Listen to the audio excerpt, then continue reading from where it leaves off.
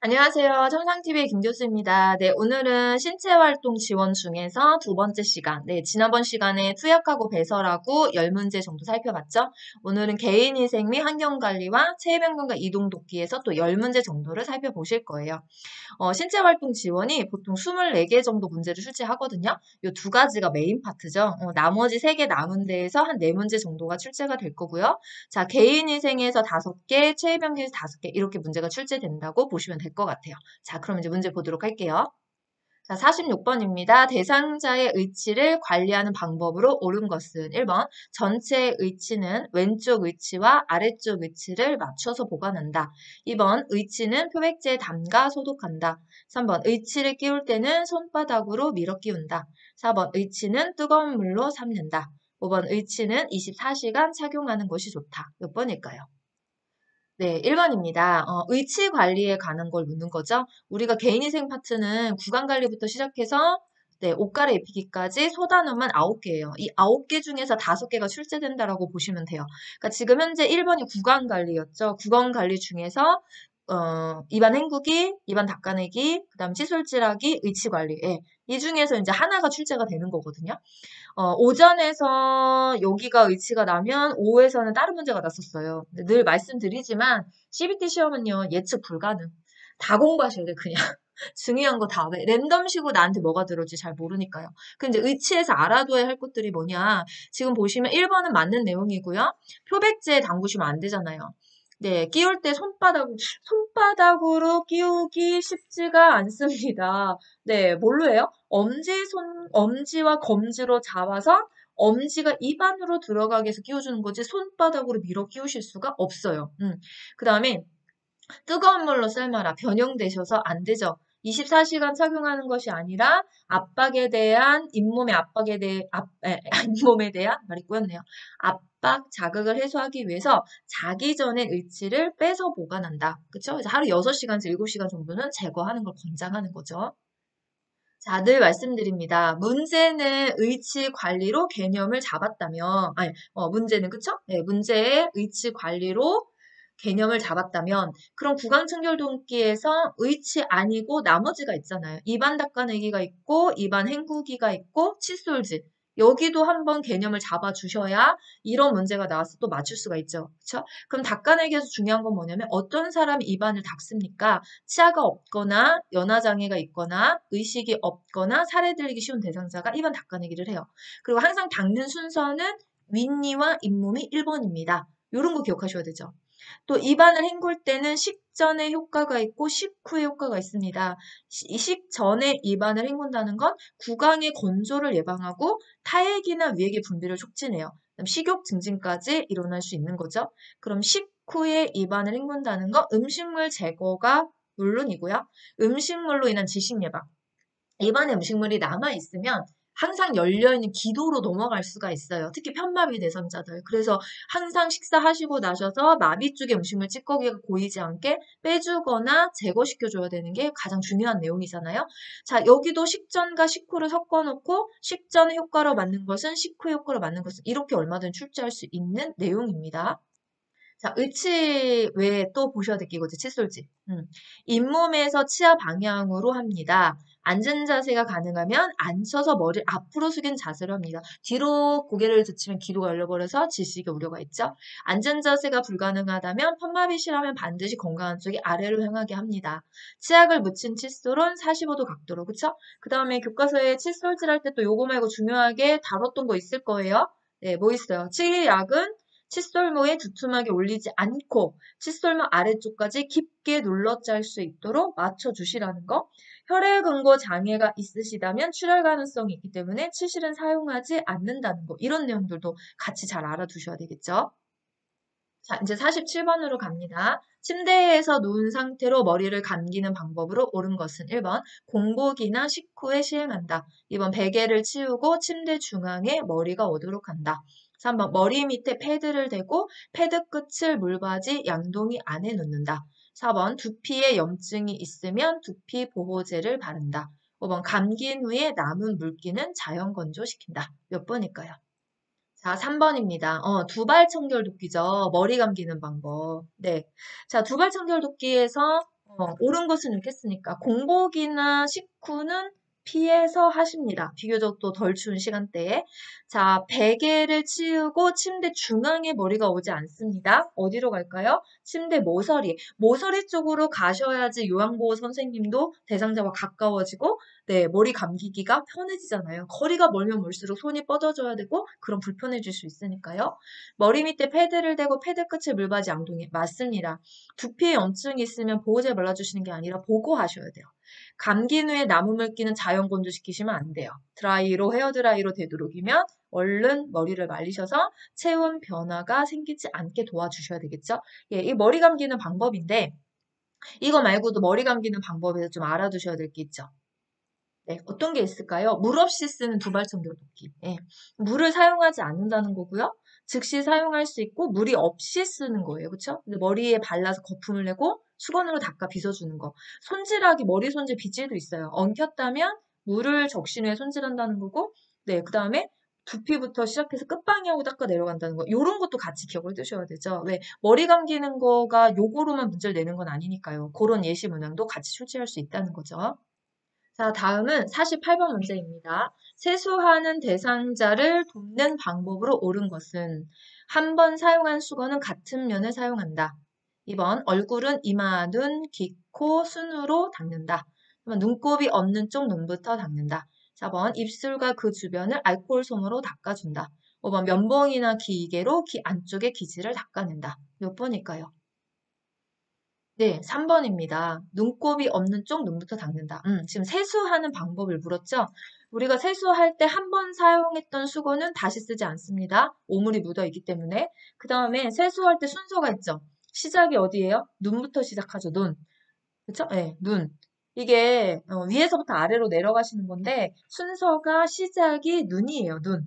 눈 다음에 이제 어디로 가요? 코. 그쵸? 그 다음에 빠져있지만 뺨, 입, 이마, 귀, 목 이 순서로 가잖아요. 꼭 알아두셔야 돼요. 세수하는 순서. 깨끗한 쪽에서 더러운 쪽으로 가야 되니까 당연히 눈곱이 없는 쪽 눈부터 닦는 게 맞고요. 입술과 주변은 알코올 솜으로 닦지 않습니다. 예, 큰일 납니다. 알코올 솜을 닦으면. 네, 건조해지고 막 난리 나요, 피부가요. 면봉이나 기계로 닦아내는 건 맞는데 귀 안쪽을 닦지는 않잖아요. 귀 입구의 기지만 닦아내는 거죠. 네, 그러니까 문항의 정답은 3번이 맞는 거고요. 자, 지금 세수로 교과서에 넘어가면서 두 개를 건너뛰고 갔어요. 자, 그게 뭘까요? 네, 요겁니다. 손발 청결 도끼를 지금 건너뛰고 갔죠. 네, 요거 나올 수 있는 거잖아요. 세수도끼에 냈지만 손발 청결도 얼마든지 나올 수 있으니까 손톱은 둥글게 발톱은 일자로 자릅니다. 39도에서 40도의 따뜻한 물에 담근 후 15분에서 10분, 10분에서 15분 정도 담궈주시는데 왜? 혈액순환을 촉진하고 따뜻한 물에 담그면 혈관이 이완이 돼요. 늘어난다는 거죠. 그럼 혈액의 양이 원활하게 잘 돌아가니까 혈액순환을 촉진하고 이물질을 쉽게 제거할 수 있기 때문에 자, 살 안쪽에 파고들었거나 염증이나 감염 등이 있다면 반드시 시설자이나 책임자에게 보고를 해주시는 걸 원칙으로 합니다. 자, 그럼 손발청결 다음에 또 하나 통과한 게 있어요. 네, 그건 이거죠. 회음부 청결 도끼. 그래서 방광염이나 요로감염의 원인이 되기 때문에 청결을 유지할 필요성이 있는 거고요. 회음부나 음경을 닦을 때는 전용 수건인 꺼즈나 솜을 사용해야 돼요. 그 다음에 회음부를 닦을 때 순서가 있죠. 요도, 질, 항문 순서로 닦아주시거나 앞에서 뒤로 가거나 위에서 아래로 닦아주시면 됩니다. 자, 닦으실 때는 누워서 무릎을 세운 자세를 취하게 하시고 타월러 골반 쪽에서 무릎까지 덮어주시는 거죠. 그 다음에 여기 보시면 뭐 이런 거 있죠. 이게 제일 중요해요. 요거 순서. 회음부 청결은 그게 제일 중요합니다. 네, 자 그럼 이제 다음 갈게요. 자, 49번입니다. 여성 대상자를 목욕시키는 방법으로 옳은 것은 1번 회원부는 항문 요도질 순서로 닦는다. 2번 유방은 위에서 아래로 닦는다. 3번 다리는 허벅지에서 발끝 방향으로 닦는다. 4번 팔은 손목에서 어깨 쪽으로 닦는다. 5번 등과 둔부는 등과 둔부는 둔부에서 목 뒤쪽으로 닦는다. 몇 번일까요? 네, 4번입니다. 자, 전제 조건을 줬어요. 회음부 청결도끼하고 목욕하고 좀 합치기 문제를 내는 것 같아요. 목욕을 하는 방법도 침상 목욕과 통목욕이 있는 거고요. 이 물을 적시고 닦는 순서 같은 거 굉장히 중요하죠. 지금 한번 보고 오셨으니까 이거 틀린 거 바로 눈에 보이시죠? 회원부는 요도질 학문 순서로 가야 되니까 잘못됐고요. 유방은요. 예, 원을 그리지 닦잖아요. 위에서 아래가 아니라.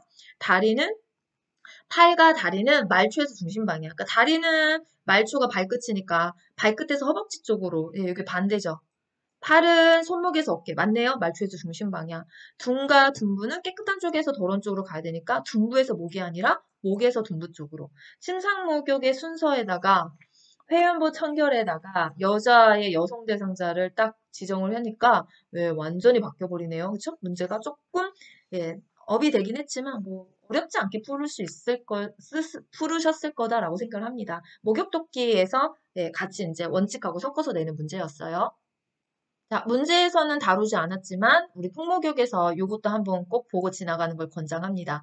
물로 헹구는 순서가 이거 통목욕 순서죠? 발, 다리, 팔, 몸통, 회음부. 예, 요 순서대로 간다는 걸 좀 인지해 주시고요. 편마비 대상자가 욕조에 입욕하실 때는 건강한 쪽 다리가 들어가고 마비된 쪽 다리가 따라가시면 돼요. 들어갈 때나 나갈 때나 동일하다는 거. 그래서 오른쪽 편마비 대상자가 통목욕을 할 때 돕는 방법으로 맞는 것은 왼쪽 편마비 대상자가 통목욕할 때 돕는 방법 맞는 것은 이런 식으로 문제를 바꿔서 출시할 수 있잖아요. 그쵸? 근데 욕조에 있는 시간은 5분 정도로 합니다. 이런 내용까지 같이 기억해 두도록 합시다. 자, 이제 개인인생의 마지막 문제예요. 네, 왼쪽 편마비 대상자의 하의를 벗기는 순서로 옳은 것은 네, 두 다리를 모아 무릎을 세운다. 오른쪽 다리의 하의를 벗긴다. 엉덩이를 들어 올린다. 예, 올리게 한다. 왼쪽 다리의 하의를 벗긴다. 이건 선생님들한테 1번 맞나요? 이렇게 따지기가 좀 애매합니다. 바로 답 공개할게요. 네, 2번이고요. 1번, 두 다리를 모아 무릎을 세운다. 엉덩이를 들어 올리게 한다. 자, 여기까지는 금방 나올 거예요. 가닥까지는요. 다음에 뭐냐? 벗기니까 건강한 쪽부터 벗겨야지. 왼쪽 편마비니까 오른쪽. 그죠? 네, 오른쪽 다리가 나이가 있죠? 그래서 얘가 3번이고요. 그 다음에 왼쪽 다리. 불편한 다리가 가야 되니까 4번이고요. 그러면 라. 맞네요? 2번. 네. 하의든 상의든 입고 벗는 순서는 똑같아요. 네, 그럼 요거 정리한 걸로 같이 볼게요. 자, 옷 갈아입고 벗는 것도 상황이 많아요. 자, 입을 때는 마비쪽부터 있습니다. 예. 상의나 하의나 똑같은 거죠. 예, 입을 때는 마비 쪽부터 있는데 마비 쪽에 입고 건강한 쪽으로 가요. 근데 이제 단추가 있는 옷이냐 단추가 없는 옷이냐 우리가 많이 따지잖아요. 단추가 있는 거면 오른쪽 왼쪽 왼쪽 오른쪽만 추려주면 되는데 단추가 없는 옷이면 머리가 들어가요. 그 머리는 항상 가운데. 그래서 입을 때는 제가 맨날 하죠. 입을 때는 마비 쪽부터. 마비 쪽 입고 머리가 있고 건강한 쪽으로 입혀주시면 돼요. 벗을 때는요. 건강한 쪽이 벗고 머리가 벗고 마비 쪽으로 가시면 되고요. 자, 그 다음 이제 수액이 들어갈 수 있어요. 수액. 예, 수액은 머리와 같이 항상 가운데 넣어두시면 돼요. 수액을 맞을 때는 단추가 있는 옷이다라는 전제하에 하기 때문에 머리가 필요 없어요. 수액이 가운데 넣어주시면 되거든요. 이게 상의나 하의나 똑같잖아요.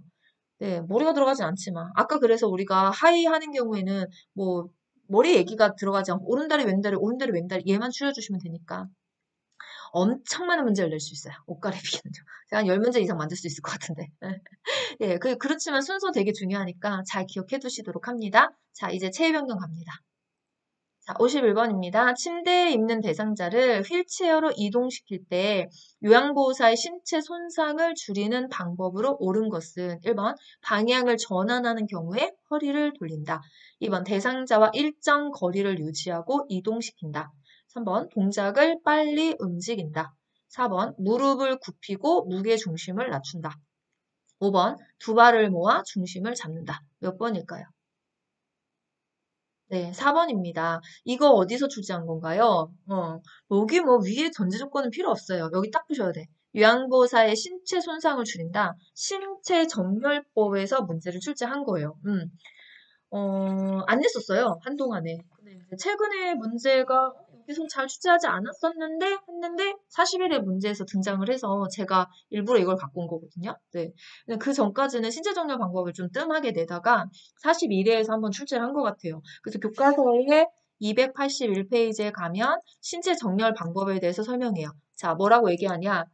최대한 몸 가까이에서 잡고 보조해라. 멀어질수록 신체 위험성이 손상이 증가한다. 예, 이거 뭐예요? 2번에서 오답 문항을 내는 거죠. 예. 가까이 해야 되는데 일정 거리를 유지하고 이동시키라고 했으니까. 그다음 발은 적당히 벌리고 서서 한 발은 다른 발보다 약간 앞에 놓아 뒤지면 넓혀라. 두 발을 모아 중심을 잡는다. 뒤지면 넓히라고 했는데 모아졌으니까 틀렸잖아요. 무릎을 굽히고 중심을 낮게 해서 골반을 안정시킨다. 예, 맞네요. 그게 4번 문제. 자, 다리와 몸통의 큰 근육을 이용해서 척추의 안정성을 유지해라. 갑작스러운 동작은 피해라. 근데 동작을 빨리 움직이면 안 되겠죠. 갑자기 피하는 동작을 하는 걸 피하라고 그랬잖아요. 그럼 1번은 왜 틀린 거예요? 허리를 돌리시면 안 돼요. 허리 손상됩니다. 이거 근골격계에 있는 내용하고 조금 혼합이 됐어요. 그래서 방향을 전환하시는 경우에는 허리를 돌리는 게 아니라 발을 움직여야죠. 발. 그쵸? 네. 그러니까 정답은 4번입니다. 자, 다음의 문제가 좀 뒤로 갈게요. 왜냐면 제가 요번에 낸 문제를, 41의 문제를 쭉 보다 보니까 우리가 체위 변경에서 네, 침대에서 이동 돕기에 과정이 되게 많아요.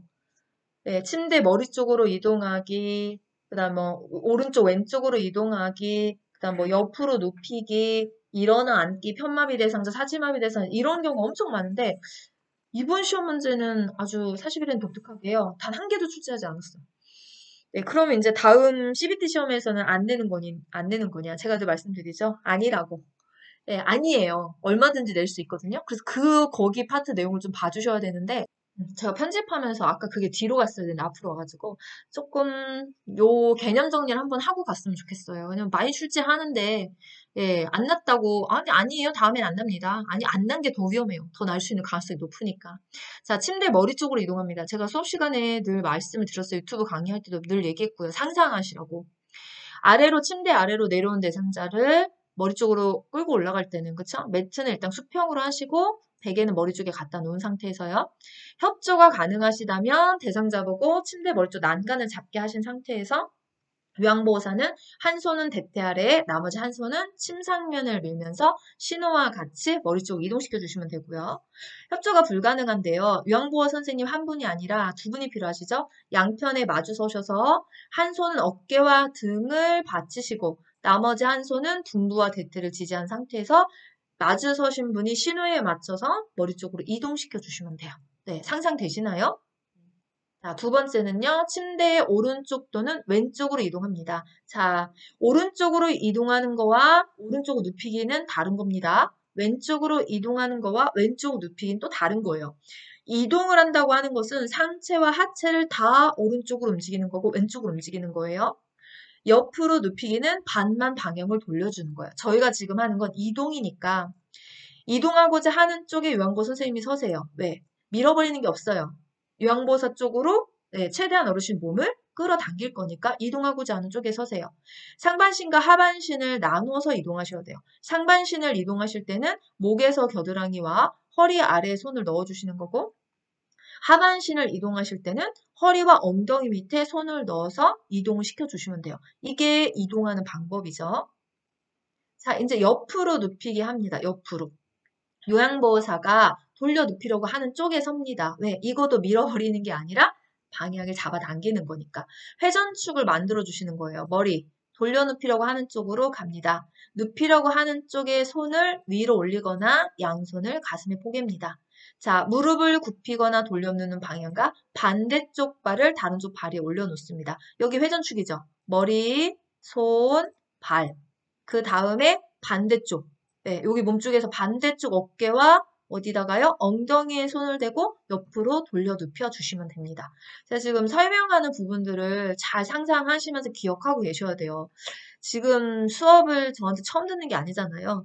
예, 강의 시간에 한번 들으셨을 테고 개념 정리까지 한번 하고 오신 분들은 제가 지금 말하는 걸 머릿속에서 쭉 상상하시면서 이어가실 수가 있거든요. 네, 거기까지 되셔야지 문제 풀 수 있습니다. 자, 다음은 일어나 앉기입니다. 편마비 대상자.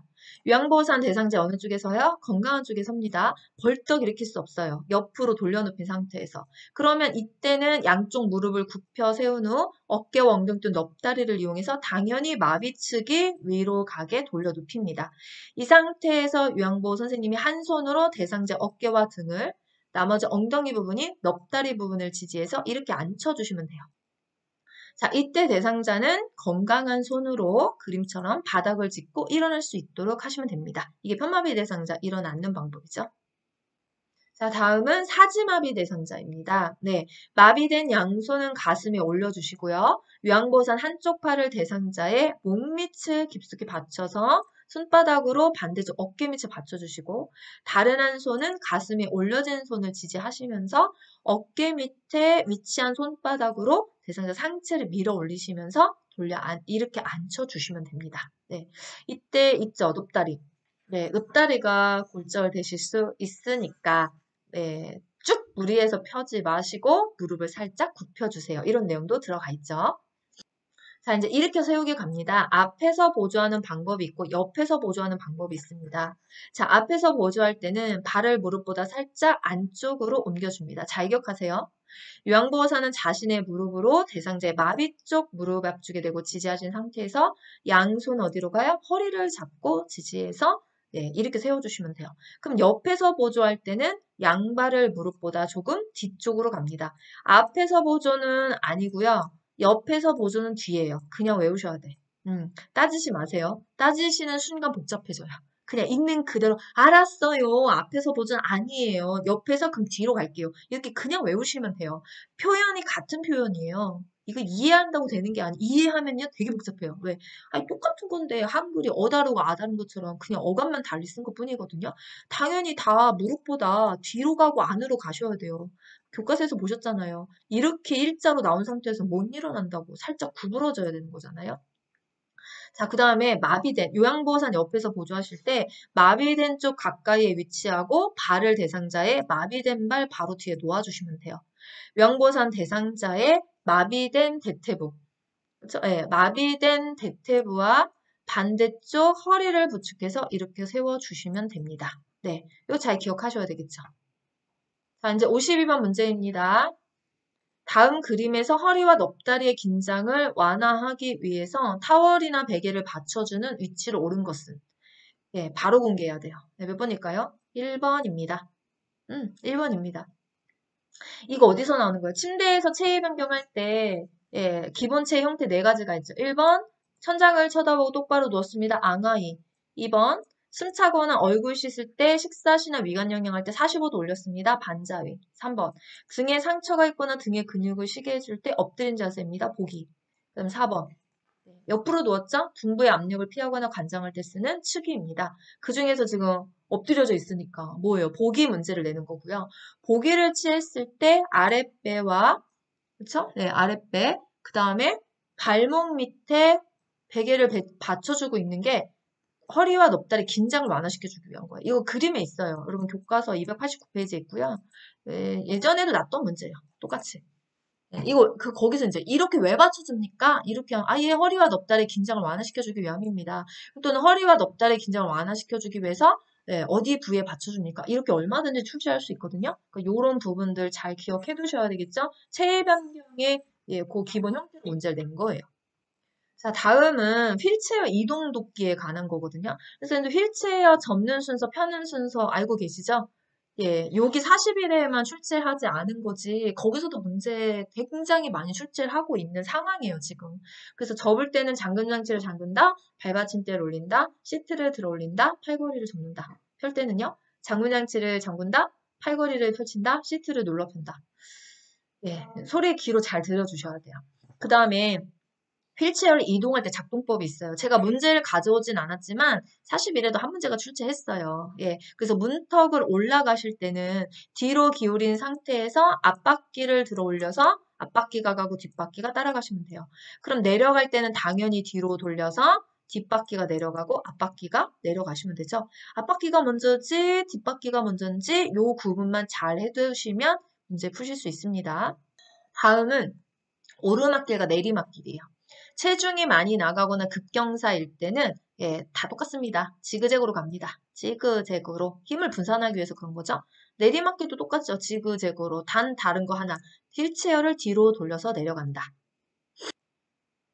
자, 다음은 울퉁불퉁한 길을 갈 때는 앞바퀴를 들어서 뒷바퀴로만 이동해요. 이유는요. 밀기가 힘들고 진동을 많이 느끼기 때문에. 앞바퀴는 진동 흡수가 안 돼요. 고무 타이어에 바람 넣는 바퀴가 아니기 때문에 그렇다는 거예요. 자, 엘리베이터는 어떻게 돼요? 뒤로 들어가서 앞으로 밀고 나옵니다. 이 방향을 잘 기억해 두셔야 되겠죠? 네. 자, 휠체어를 가지고 침대로 이동하실 때, 제일 중요한 건 위치 선정이에요. 항상 편마비이신 경우에는 건강한 쪽에 30에서 45도 정도 비스듬히 놓아서 이동합니다. 이거 잊지 마시고요. 자, 좀 전에 문제는 침대에서 이동하는 거였잖아요. 이번에는 이제 뭐냐면, 휠체어에서 방바닥. 네, 그러니까 뭐 바닥에서 휠체어로 갑니다. 내지는 휠체어에서 바닥으로 갑니다. 이 문제가 있었어요. 자, 53번이 그런 문제죠. 왼쪽 편마비 대상자를 휠체어에서 방바닥으로 옮기는 순서로 옳은 것은 대상자에게 이동 방법에 대해 설명한다. 휠체어의 잠금 장치를 잠그고 발받침대를 접어 발을 바닥에 내리게 한다. 오른쪽 다리에 힘을 줘서 바닥에 내려앉게 한다. 대상자의 왼쪽 옆에서 어깨와 몸통을 지지해 준다. 오른손으로 바닥을 짚게 한다. 예, 이것도 뭐 가나다라면 이거 막 금방 추려지지가 않아요. 제가 답 공개하고 같이 볼게요. 이런 문제 조금 난이도 있는 문제예요. 네, 왜냐면 편마비만 또 낸 것도 아니고 왼쪽, 오른쪽을 바꿔줄 수 있으니까. 난이도 조금 있다고 생각하시면 되거든요. 겁먹지 마세요. 근데 천천히 풀면 다 푸실 수 있어요. 자, 제일 먼저 뭐냐? 이동 방법에 대해서 1번 설명을 해줘야죠. 그 다음에 당연히 잠금장치를 잠궈야 되죠. 그리고 발받침대를 접어서 발을 바닥에 내려놓으셔야 돼요. 자, 여기까지 하시면 안 어렵습니다. 2개만 하셨어도 벌써 3개 다 지워지잖아요. 그럼 이제 2개에서만 선생님들이 답을 찾아주시면 되는데, 네. 자, 그 다음에 이제 뭐를 할까요? 네, 요거죠. 우리 그림을 좀 상상하실 수 있어야 돼요. 이거 297페이지에 있거든요. 거기 가시면 건강한 손으로 이렇게 바닥을 집으세요. 그 상태에서 대상자의 왼쪽 편마비니까 요양보호사 선생님 마비 쪽의 왼쪽의 어깨와 몸통을 지지해 주시고요. 그 다음에 오른쪽 다리에 힘을 줘서 바닥에 내려앉게 하시면 돼요. 여기 3개만 잘 추려주시면 되는데 그림이 297페이지에 있으니까 요거 풀어보시고 는 이해 안 된다. 그럼 반드시 교과서 297페이지를 확인하고 그림으로 눈도장을 찍어두세요. 머릿속에 저장도 그림으로 집어넣어 주시고요. 예, 여기는 체의 변경은요, 그림 많이 보셔야 돼요. 교과서에 있는 그림을 많이 보셔야 좋은 점수를 얻어내실 수가 있거든요. 그렇지 않으면 어느 장사도요, 그림 안 보고 글씨로만 문제 푸는 거 쉽지 않아요. 가르친 저도 그렇습니다. 이제 54번입니다. 다음의 대상자가 지팡이를 사용하고자 할 때 지팡이 길이를 결정하기 위한 손잡이의 높이는 1번 지팡이를 다리 옆에 세웠을 때 둔부 높이, 2번 지팡이를 한 걸음 옆에 세웠을 때 둔부 높이, 지팡이를 다리 옆에 세웠을 때 겨드랑이 높이, 지팡이를 한 걸음 옆에 세웠을 때 가슴 높이, 지팡이를 다리 옆에 세웠을 때 둔부 높이. 몇 번일까요? 네, 1번입니다. 어려우셨나요? 그렇지 않습니다. 네, 둔부 높이 다 알고 계시잖아요. 다 빼요, 이제. 둔부 아니고 빼. 2개 다 빼요, 그쵸? 네, 2개 다 빼보니까. 자, 그 다음에, 둔부가 아닌 걸 빼봤는데, 뭐가 나오는 거냐? 이거 다 빼고, 네, 다리 옆에, 그쵸? 한 걸음 옆에, 이거 답이 2개네요? 제가 지금 문제를 바꾸면서 변형됐네. 답이 2개입니다. 요거 바꿔줘야 되겠다. 잠깐만요. 네, 바꿨습니다. 바꿨습니다. 둔부만 놓고요. 다 빼봐요. 이렇게. 그러면, 네, 아이고, 얘가 이렇게 되네. 둔부가 2개가 남아있으니까, 그쵸? 1번하고 2번에서 답을 찾아주시면 되는 거고요. 그러면 1번하고 2번하고 뭐가 틀린 거냐? 이거죠. 다리 옆에 놓았을 때, 다리는 여기 이렇게 놨을 때 여기 둔부 높이에 맞춰주는 거잖아요. 한 걸음 옆으로 가면 얘가 이제 이렇게 벌어져요. 너비가 벌어지거든요. 그래서 다리 옆에 놨을 때, 이거 있잖아요. 네. 책에, 그렇게 다리 옆이라는 표현이 없는데, 교과서 보시면 그림에 다 그 옆에 가 있어요. 한 걸음으로 얘가 이렇게 막 건너뛰어서 넘어가지 않거든요. 그래서 둔부 높이 다리 옆에 나란히 놓았을 때 이렇게 좀 기억을 해주시면 되고요. 자, 지팡이 또 하나 있죠. 만약에 신발 얘기가 나온다면 그럼 바꿔줘야죠. 어디로 가셔야 돼요? 손목 높이. 예, 요것도 같이 기억하셔야 되겠죠. 그 다음에 지팡이에서 또 하나 기억하셔야 될 게 팔꿈치가 몇 도요? 30도 정도 구부러지게. 요런 표현도 우리가 잘 기억해 두시면 좋겠고. 지금 여기서는 제가 문제를 가지고 오지 않았지만 지팡이 맨날 나오는 거 있어요. 그것도 1회에 한 번 있었어요. 오전 오후 중에 하나. 그래서 제가 일부러 가지고 오지 않았거든요. 왜 다 아실 것 같아서. 계단을 올라갈 때는 지팡이, 건강한 다리, 마비다리로 가는 거고요. 계단을 내려오거나 평지를 갈 때는 지팡이, 마비다리, 건강한 다리 이런 순서로 가죠. 그러니까 그거 우리가 잘 기억을 해두셔야 되는 지팡이 순서법 잘 출제하고 있습니다. 자, 이제 마지막 문제예요. 네, 보행기 문제로 이제 제가 마지막 갖고 왔는데, 자, 왼쪽 다리에 힘이 없는 대상자가 보행기를 사용해서 이동하는 순서로 옳은 것은 1번 오른쪽 다리와 보행기가 가고 왼쪽 다리. 아, 근데 저 이런 거 안 읽고 싶어요. 읽으면 더 헷갈려, 이거. 이것도 바로 답 공개하고 문제풀이 할게요. 자, 우리 보행기의 보행법 기억하시나요? 양쪽 다리가 다 불편할 때는 보행기가 가고 한쪽 다리가 가고 다른 쪽 다리가 가면 돼요.